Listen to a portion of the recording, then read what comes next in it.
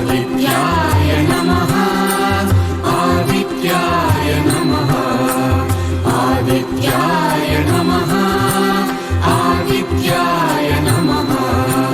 ततो युद्धपरिश्रान्तं समरे चिन्तया स्थितं रावणं चाग्रतो दृष्ट्वा युद्धाय समुपस्थितम्। आदित्याय नमः आदित्याय नमः। दैवतैश्च समागम्य द्रष्टुमभ्यागतोरणम् उपागम्य ब्रवीद्रामम् अगस्त्यो भगवान् ऋषिः।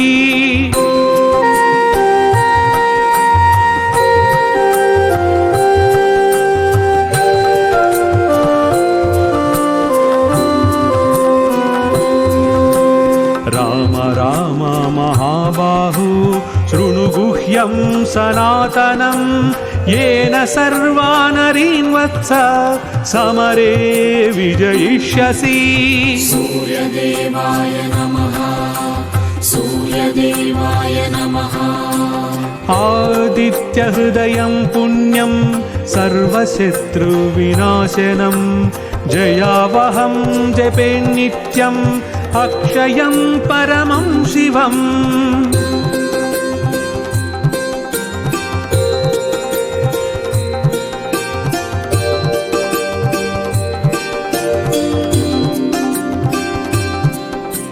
सर्वमङ्गलमाङ्गल्यं सर्वपापप्रणाशनं चिन्ताशोकप्रशमनम् आयुर्वर्धनमुत्तमम्।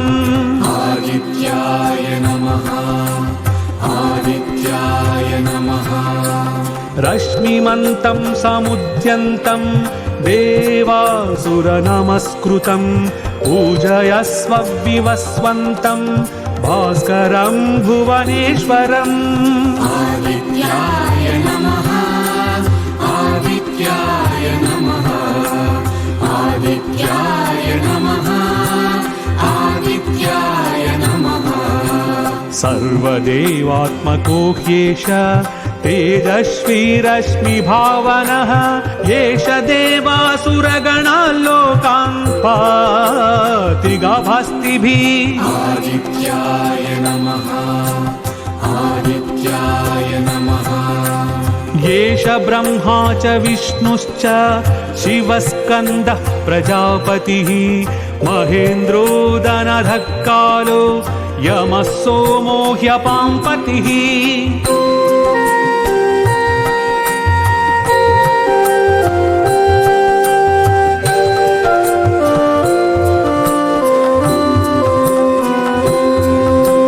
पितरो वसवः साध्या ऋष्विनौ मरुतो मनुः वायुर्वह्नि प्रजा प्राणा ऋतुकर्ता प्रभाकरः। सूर्यदेवाय नमः सूर्यदेवाय नमः। आदित्य सविता सूर्यः खगः पूषा गभस्तिमान् सुवर्णसदृशो भानुर्हिरण्यरेता दिवाकरः।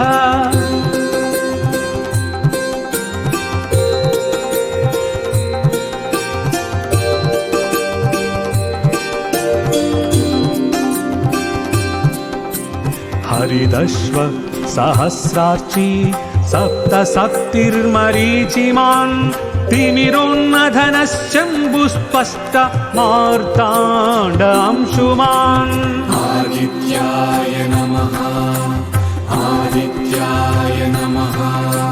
हिरण्यगर्भः शिशिरस्थवनो भास्करो रविः अग्निगर्भोदिते पुत्र शङ्कः शिशिरनाशनः।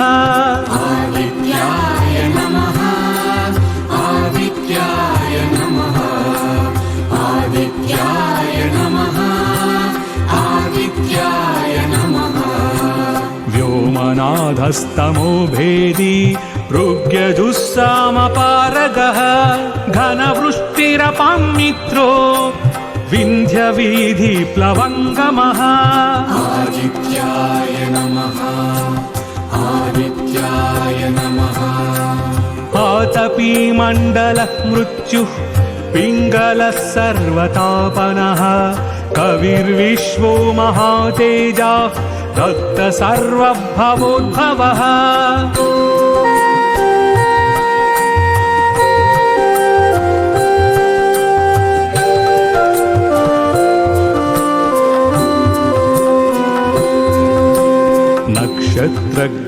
नक्षत्रग्रहणाताराणाम् अधिपो विश्वभावनः तेजसामपि तेजस्वी द्वादशात्मन्नमोऽस्तु ते सूर्यदेवाय नमः सूर्यदेवाय नमः नमः पूर्वाय गिरये पश्चिमायाद्रये नमः ज्योतिर्गणानां पतये दीनाधिपतये नमः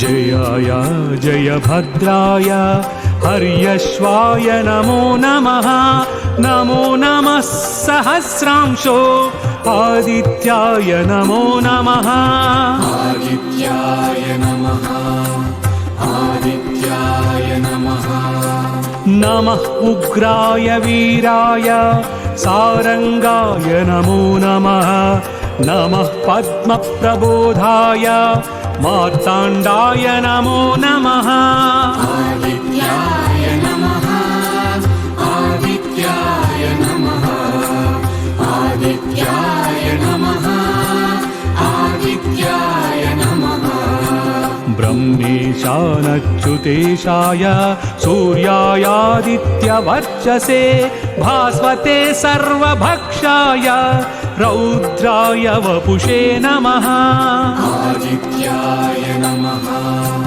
आदित्याय नमः तमोघ्नाय हिमग्नाय शत्रुघ्नायामितात्मने कृतघ्नघ्नाय देवाय ज्योतिषां पतये नमः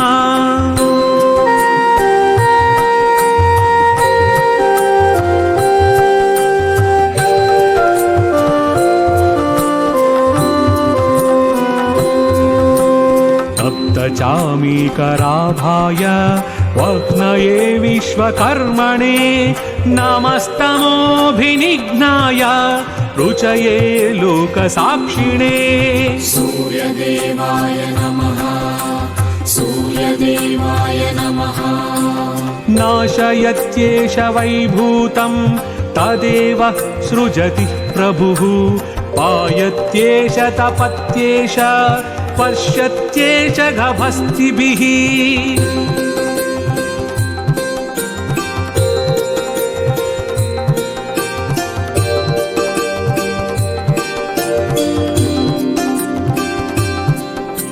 येष सुस्तेषु जागर्ति भूतेषु परिनिष्ठितः एष एवाग्निहोत्रं च फलं चैवाग्निहोत्रिणाम् आदित्याय नमः आदित्याय नमः वेदाश्च क्रतवश्चैव क्रतूनां फलमेव च यानि कृत्यानि लोकेषु सर्व एष रविः प्रभुः आदित्याय नमः आदित्याय नमः आदित्याय नमः आदित्याय नमः हीनमापत्सु कृच्छ्रेषु कान्तारेषु भयेषु च कीर्तयन् पुरुषः कश्चिन्नावसीदति राघव आदित्याय नमः आदित्याय नमः पूजयस्वैनमेकाग्रो देवदेवं जगत्पतिम् एतत्त्रिगुणितं जप्त्वा युद्धेषु विजयश्वसि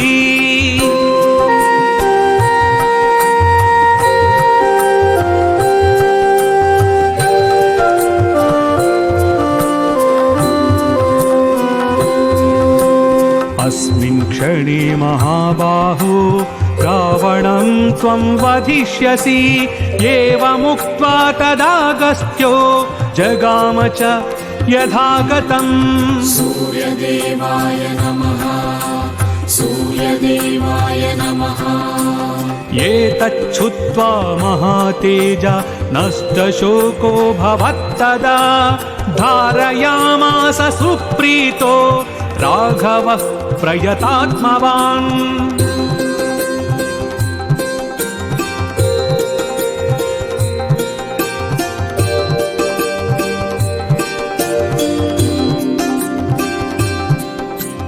आदित्यं प्रेक्ष्य जप्त्वा तु परं हर्षमवाप्तवान् त्रिराचं यः शुचिर्भूत्वा धनुरादाय वीर्यवान् आदित्याय नमः आदित्याय नमः रावणं प्रेक्ष्य हृष्टात्मा युद्धाय समुपागमत् सर्वयत्नेव महता वधे तस्य धृतोऽभवत् आदित्याय नमः आदित्याय नमः आदित्याय नमः आदित्याय नमः अध रविरवदन्निरीक्ष्य रामं मुदितमनः परमं प्रहृष्यमाणः निशिचरपतिसंक्षयं विदित्वा सुरगणमज्जगतो वचस्त्वरेति